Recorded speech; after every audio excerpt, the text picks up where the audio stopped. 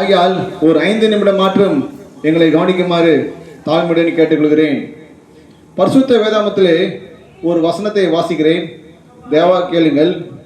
யோவானுக்கு எழுதின சுவிசேஷம் 8ஆம் அதிகாரம் 36வது வசனம் இவ்வாறு கூறுகிறது: ஆகையால் குமாரன் உங்களை விடுதலையாக்கினால் மெய்யாகவே விடுதலை ஆவீர்கள். மீண்டும் வாசிக்கிறேன். ஆகையால் குமாரன் உங்களை விடுதலையாக்கினால் மெய்யாகவே விடுதலை ஆவீர்கள். பாருங்கள், பரிசுத்த வேதாமத்திலே ஒரு ஒரு ஒரு காரியம் நடக்கிறது. பாருங்கள், ஒருவன் அவருக்கு பைத்தியம் பிடித்திருக்கிறது. அவரே போய் நெருப்பிலே விழுதுவார், இல்லை என்றால் அவரே போய் தண்ணீரிலே விழுவார். அவரை மிகவும் மோசமான ஒரு மனநிலையை காணப்படுகிறார். ஆகையால் என்ன செய்தார்கள்? அவரை ஒரு சங்கிலியாலே கட்டி வைத்து இருந்தார்கள். அப்படி கட்டி வைத்தால் கூட அந்த சங்கிலியை விட்டு அவர் உடைத்து விட்டு வருவார். அந்த அளவுக்கு மிகமான ஒரு பேய் பிசாசு அந்த மனிதனிடத்திலே காணப்பட்டது. இப்பேற்பட்ட நிலைமையிலே அந்த மனிதன் காணப்படுகிறான். பாருங்கள், நம்முடைய சமுதாயத்திலே கூட நாம் வாழ்கிற இடத்திலே அநேகர் இப்பேற்பட்ட பாவ கட்டினாலே மாட்டிக்கொண்டிருக்கிறார்கள். நீங்கள் கேட்கலாம், நான் என்ன பாவ கட்டிலே மாட்டிக்கொண்டிருக்கிறேன்? நான் என்ன பெரிய பாவம் செஞ்சனா? நான் என்ன கொலை செஞ்சனா? கொள்ளை அடிச்சனா? அப்படின்னா பாவ கட்டிலே மாட்டிக்கொண்டிருக்கிறேன் அப்படின்னு நீங்கள் யோசிக்கலாம். ஆனால் மனிதன் இந்த உலகத்திலே பிறக்கும் போதே அவன் பாவ சுவாபத்தோடு பிறக்கிறான். பாருங்கள், யாரும் ஒரு சின்ன குழந்தைக்கு எப்படி பொய் சொல்வது, திருடுவது, கெட்ட வார்த்தை பேசுவது என்று யாரும் சொல்லித் தருவதில்லை. அந்த குழந்தை வளர வளர அதனுடைய சுவாபத்திலே பாவம் காணப்படுகிறது.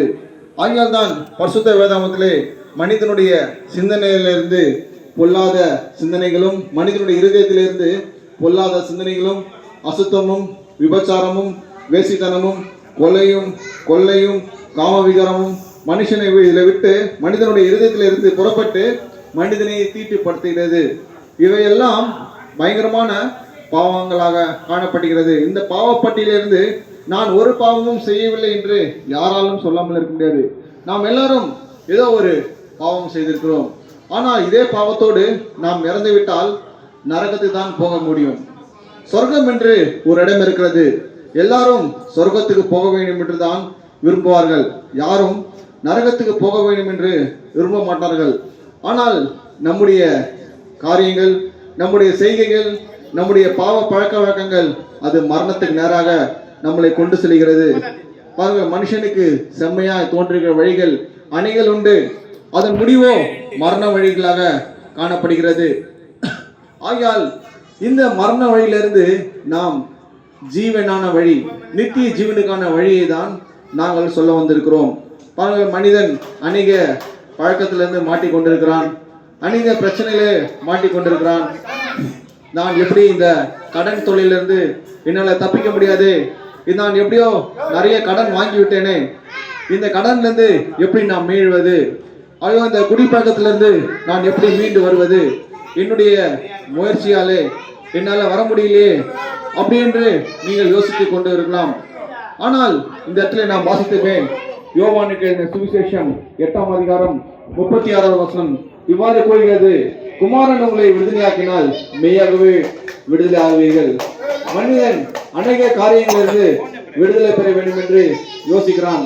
ஆனால் அவனுடைய சொந்த முயற்சினாலே விடுதலை பெற முடியவில்லை. எப்படி இதிலிருந்து விடுதலை பெறுவது? எப்படி இந்த பாவ கட்டிலிருந்து விடுதலை பெறுவது? எப்படி இந்த பில்லி சூனியத்திலிருந்து விடுதலை பெறுவது? எப்படி இந்த குடிப்பழக்கத்திலிருந்து விடுதலை பெறுவது? இந்த பாவத்திலிருந்து என்னால விடுதலை பெற முடியவில்லையே, இந்த கஷ்டத்திலிருந்து என்னால தப்பித்துக் கொள்ள முடியவில்லையே அப்படி என்று யோசித்துக் கொண்டிருக்கிறாயா? உனக்காக தான் 2026 ஆண்டுகள் முன்பாக ஆண்டவராகிய இயேசு கிறிஸ்து இந்த பூமியிலே அவர் பிறந்தார். அவர் 33 வருஷங்கள் இந்த பூமியிலே வாழ்ந்தார்.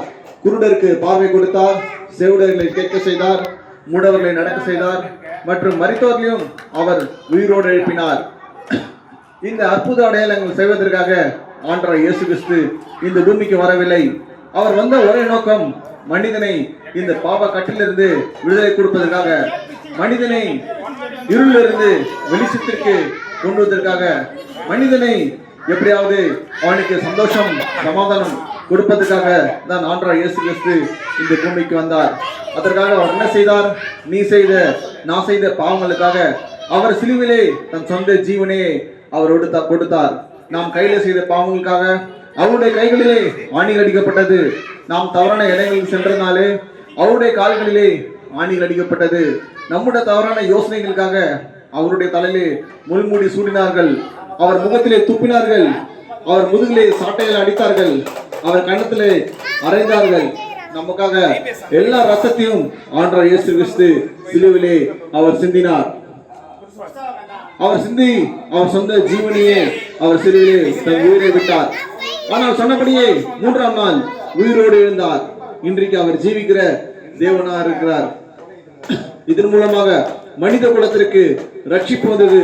நம்முடைய பாவங்கள் எல்லாம் ஆண்டவர் இயேசு கிறிஸ்துவின் ரத்தத்தின் மூலமாக நாம் கழுவி கொள்ளலாம். இதன் மூலமாக இயேசு நம்முடைய எந்த பாவ கட்டிலே இருந்தாலும் சரி, எந்த பிரச்சனையிலே நீ மாட்டிக்கொண்டிருந்தாலும் சரி, எந்த பழக்க வழக்கத்திலே உன்னால வெளியே வர முடியாமல் இருந்தாலும் சரி, குமாரன் உங்களை கண்டிப்பாக விடுதலை ஆக்குவார்.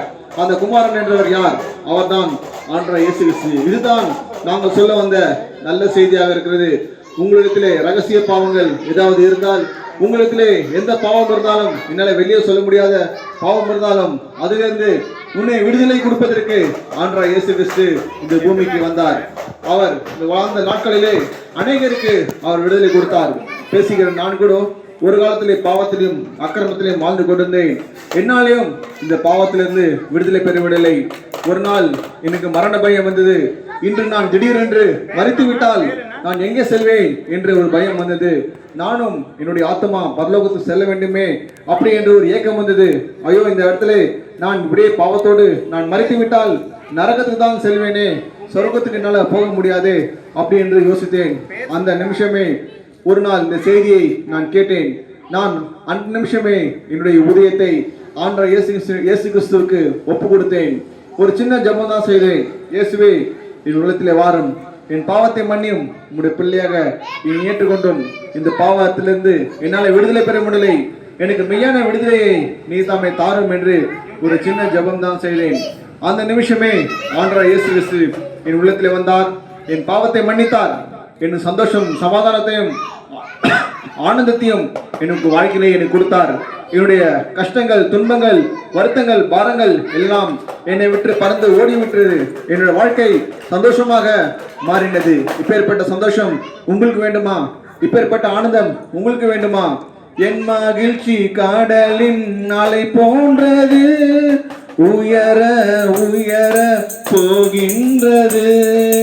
என் மகிழ்ச்சி கடலின் அலை போன்றது, உயர உயர போகின்றது.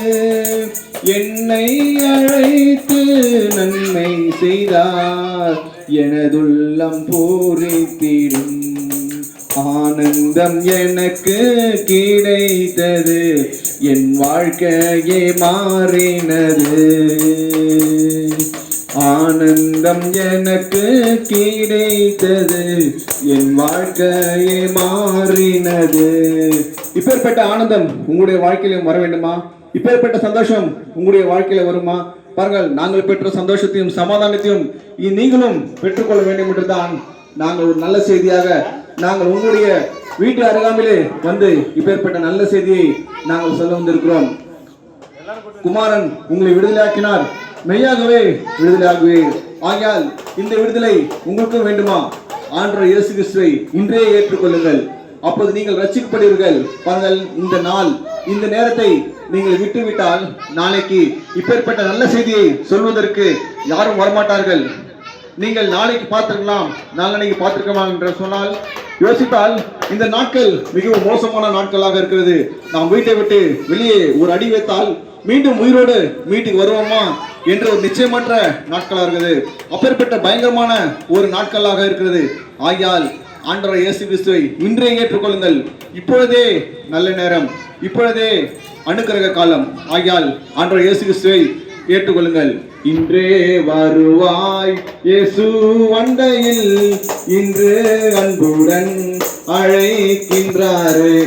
இன்றே நல்ல நாள், இன்றைய உங்களை ஆண்டவராகிய இயேசு கிறிஸ்துவை ஏற்றுக்கொள்ளுங்கள். நீங்க யோசிக்கலாம், இப்போ நான் வாலிபனா இருக்கிறேன், நான் வயதான பிறகு பார்த்துக்கலாம், இந்த கிறிஸ்துவம் இயேசு பாவம் இதெல்லாம் எனக்கு இப்போ வேணாம், எனக்கு ஒரு நாள் வரும் அப்புறம் நான் பார்த்துக்கிறேன். இல்லை என்றால் இந்த வாழ்க்கையை நான் அனுபவித்துட்டு நான் இன்னும் கொஞ்ச நாள் சந்தோஷமாக இந்த உலகத்திலே வாழ்ந்துட்டு அதுக்கப்புறம் நான் இயேசுவை ஏற்றுக்கொள்கிறேன், இப்போ இந்த கிறிஸ்து சர்ச்சு இதெல்லாம் எனக்கு வேணாம் அப்படின்னு யோசித்துக் கொண்டிருக்கிறாயா? இந்த காலம் மிகவும் மோசமானது. ஒரு நொடிக்கு 7 பேர் மரித்து கொண்டிருக்கிறார்கள். ஆகையால் உங்களையும் நாம் பயமுறுத்த விருப்பமில்லை. ஆனால் ஆண்டவர் உங்களை இன்றைக்கு ஆசீர்வதிக்க விரும்புகிறார். உங்கள் இருதய கதவை திறந்து இந்த சமயத்திலே ஆண்டவர் இயேசு கிறிஸ்துவை ஏற்றுக்கொள்ளுங்கள். ஒரு சின்ன ஜெபம் தான் நான் சொல்லுகிறேன். என் பின்னாலே நீங்கள் சொன்னால் இந்த ஆண்டவரை நீங்க உள்ளத்துல ஏற்றுக்கொள்ளலாம். நீங்க எந்த இடத்துல இருந்தாலும் சரி, யாரா இருந்தாலும் சரி, நீங்க படித்தாலும் சரி, படிக்காத நபராம் இருந்தாலும் சரி, இயேசு கிறிஸ்துவை உள்ளத்தில் ஏற்றுக்கொள்ளுங்கள். நான் சொல்லுகிற ஜெபத்தை நீங்கள் உங்கள் இருதயத்திலே நீங்கள் உண்மையா சொன்னால் ஆண்டவர் உங்கள் உள்ளத்திலே வருவார், உங்கள் பாவத்தை மன்னிப்பார். அன்புள்ள ஆண்டவரே, என் உள்ளத்திலே வாரும், நான் நிறைய பாவங்கள் செய்திருக்கிறேன், உங்கள் பிள்ளையாக என்னை ஏற்றுக்கொள்ளும், நீதான் மெய்யான தேவன் என்று நான் நம்புகிறேன். எனக்காக நீ சிலுவிலே உயிரை கொடுத்தீர், எனக்காக ரத்தத்தை சிந்தினீர், நான் நம்புகிறேன். என் உள்ளத்தில் வாரும், உங்களுடைய பிள்ளையாக என்னை ஏற்றுக்கொள்ளும்.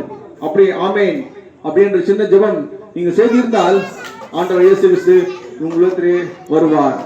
இயேசுவை ஏற்றுக்கொள்வாய், கிறிஸ்து இயேசுவை ஏற்றுக்கொள்வாய், உன் இருதய கதவை நீ திறந்தால் உன் உள்ளத்திலே வருவார்.